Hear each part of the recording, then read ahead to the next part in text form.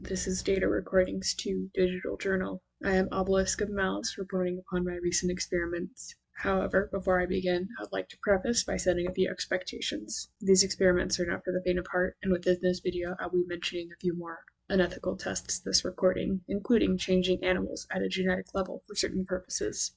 On top of that, I will be going into more depth concerning the exact experiments done, which may be unsettling. I understand if you may not have the stomach to handle this. Please stay safe, kind viewer.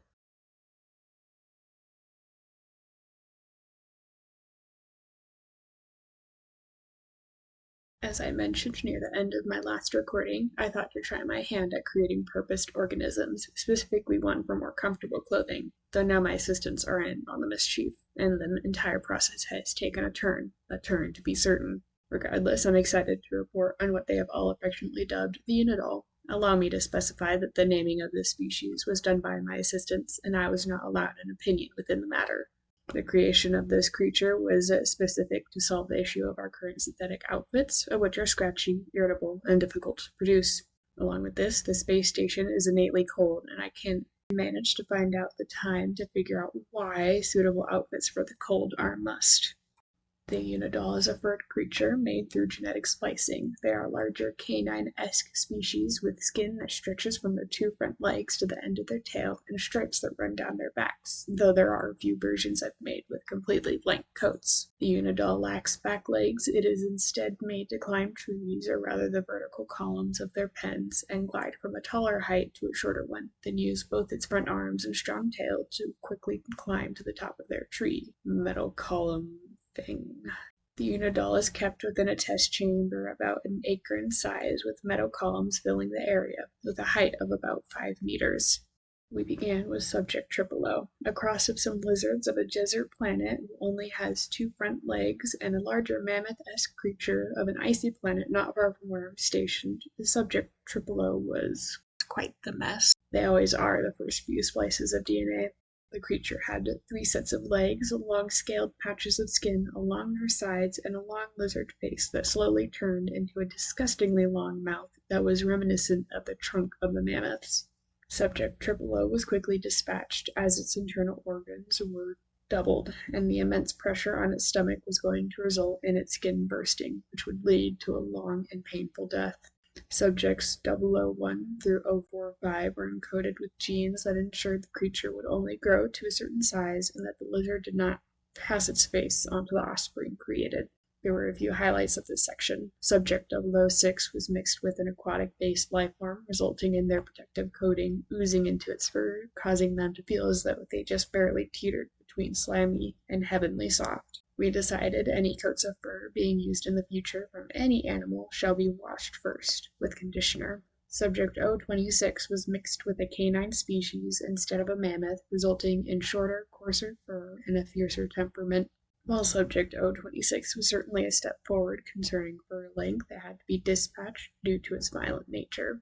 Subject 33 was mixed with a feline, resulting in a similar but more toned-down temperament compared to subject 026. They were also mixed with a tree-dwelling species that tended to glide, and was the point at which we decided to change the general body plan of our desired creature. Finally, at subject 104, we had reached the point where minimal editing of the genetic code was required. At this point, the species still had 2 horns on either side of their face, so that they were shifting upwards towards the top of its head by subject 117 and merged at the top of their head by subject 129. Along with this, the species was unable to reproduce effectively, and their health was generally abysmal. Their species had a shorter muzzle that hindered breathing, smaller, weaker legs that inhibited their ability to climb or move for the most part. And along with this, their eyes were tiny, suitable for pelt collection, but undesired looks-wise, as one of my assistants so acutely pointed out. It was not until subject 296 that we had perfected the Unidol design and could begin to breed them for pelt collection. The Unidol is about knee height, while standing as tall as they can manage on their 2 front legs. Any and all Unidol is dispatched before they reach the age of 2, just at the cutoff of when their fur begins to become undesirable. After dispatch, their pelt is used for clothing, their bones for medicine, and any guts as food for carnivorous experiments.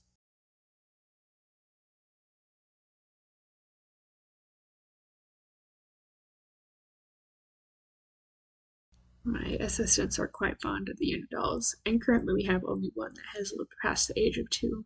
His name is Gorth the Destroyer, and his purpose, as highlighted by Assistant 01, is emotional support. The space station has grown warmer with the completion of another experiment, or perhaps that is simply the work of my new fur coat. In the future, I might potentially use Unidolls to deliver certain messages. It will remain to be seen. I am quite pleased with these results. Experiment D96PO is a mission success.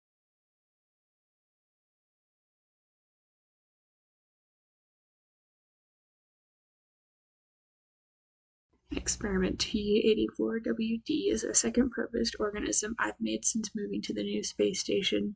It was due to having an excess amount of bodies that were too toxic to feed to other experiments or to my assistants. I don't enjoy wasting bodies that might be turned into food or I can't burn in memory of the dead. My solution was to make experiment T84WD, something that I can only describe as a sentient acidic slime. Currently, his name is Goopy. Assistant 065 named him not too long ago. Experiment T84WD consists of an acidic solution that I keep together with magnetic control, and Goopy is the 84th iteration of this design idea. This is due to some difficulty I had with inputting sentience into Goopy, as doing so dabbled in parts of science I don't often explore, at least at the moment. It touched on both the magic and coding / inputting the personality of a creature. The first few iterations I wiped from the pile of acid, mainly due to the fact that Goopy had a weird penchant for attempting to burn his way through my space station. It took me almost 2 years to figure out exactly why, and by then I had to start a third experiment just to fix the holes in this temporary test chamber. Regardless, I'll go over a few tests I put Goopy through to ensure his temperament was correct. First, I began with starving Goopy. The desired personality trait I was testing here was ensuring Goopy could manage to control his acidic hunger, in quotes, as Goopy gains a minimal amount of artificial serotonin when consuming a body. This test was important to ensure he had self-control, so I starved him with nothing to eat for a few months. While there was minimal damage to the surfaces of his chamber, Goopy number 484 did not burn through entire layers of metal and happily destroyed the body I provided at the end of the test. It is confirmed that he successfully felt full starvation and behaved. Goopy will currently not enter that test chamber, likely due to our lack of contact with him during those few months. He has evidently associated my presence with food, and as I delegated this particular test to my assistants to run, I suppose he does not associate that chamber with positive scenes. Test 2 was more training than anything else, similar to how you might train a particularly unruly Gevelt to not chew your clothing up. Through a process of negative reinforcement and pushing Goopy past his hunger limits, I've effectively taught him to only eat when I give a certain command. This was done by taking a dusting of higher pH compounds and throwing it on Goopy when he went to eat without my permission. He does feel pain. I thought I should clarify that. By lowering his acidity, Goopy feels what I might compare to having your skin burned off, though without the smell of burning flesh. This was very, very effective. He learned within a few days and is now completely obedient to my command. Test 3, the last one I felt I should mention, was what I can only describe as instilling the fear of God into Goopy. I take no risks when it comes to acidic materials such as what Goopy is made out of, so I ensured that he associated pain with me, relief with me, reward with me. I am his creator, and I am who he should look towards for commands. To Goopy, I am God. This mindset was done through a complicated process, one you might refer to as torture. As I have an innate control over gravity and a full control over the acids and basic compounds of the space station, this was made clear to Goopy by randomly, not so randomly, picking him up with said gravity control and talking to him. He had that by then memorized what the jar of the basic compound was kept within, so I would hold said jar up and simply talk to him. My basic intentions, I feel, were received, and Goopy is currently very well behaved. If he wasn't, he'd already be a useless pile of acid in the waste bin, so I feel that should count for something.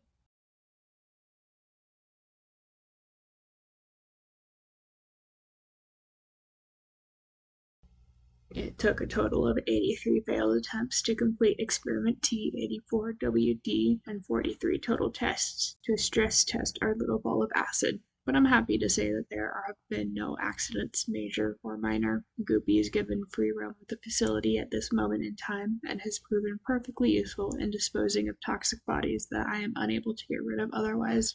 Mission success.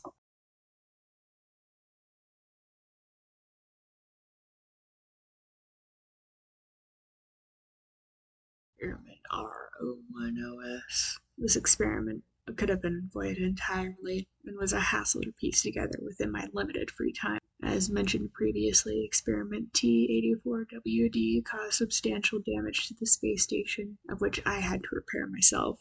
It became increasingly clear that future experiments may breach containment, and I may both need someone to round up the experiments as well as repair the space station from the outside. My assistants can handle the rounding up part, but are unable to withstand the vacuum of space, unlike myself. This is where experiment R01OS comes in. R01OS is a mechanical creature with a menagerie of building tools, including, but not limited to, a welder, screwdrivers, various parts in case they require being replaced, and a hammer. Subject 01 is currently the only version of this experiment that exists, but I've set my assistants to duplicating it. Experiment R01OS was completed within my free time, as I'd given up my breaks for food in order to complete this task in a timely manner.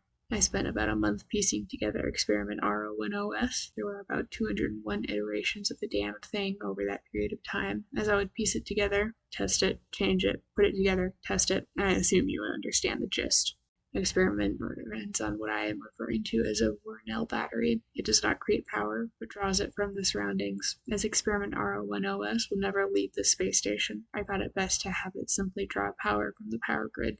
The welder runs on hydrogen gas that I will supply at stations I will build for future versions of Subject 01.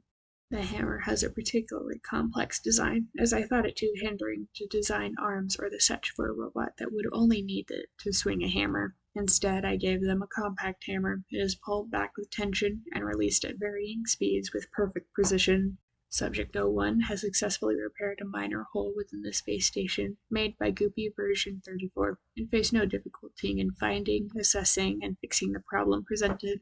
I will be careful in the future with what tasks I assign to the repair bot until I fully and accurately assess their abilities and limitations. But for now, there is no need for further changes in the repair bot design. I will approve the duplications of the bot later today and assign Assistant 03 to the task of initial design of their repair ports.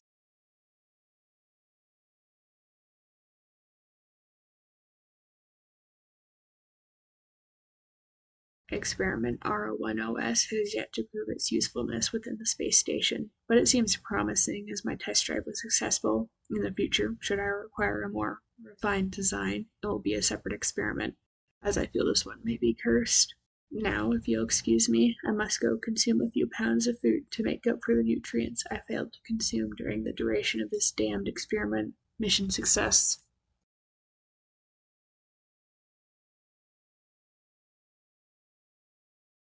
This round of experiments have proven more exhausting than anything, but I shall provide a conclusion to this round of wickedness. My favorite experiment was D96PO. It has proven the most useful and the most enlightening. Due to the failures of the gene splicing process, I was forced to completely revamp my admittedly outdated system. I welcome improvements to where there might be refinement needed, and as this experiment did more than just annoy me, it has deserved the spot as my favorite experiment for this data recording. I do believe that next I'd like to explore some better options for power on my space station, or perhaps I'd like to go over my outfit for the next masquerade I plan on hosting. My assistants have said I might need more opinions, considering my outdated fashion preferences. Outdated, in quotes. Regardless, I'm excited to have a good night's sleep for once that isn't interrupted by my assistants asking for help. This concludes data recording 2 from Obelisk of Malice.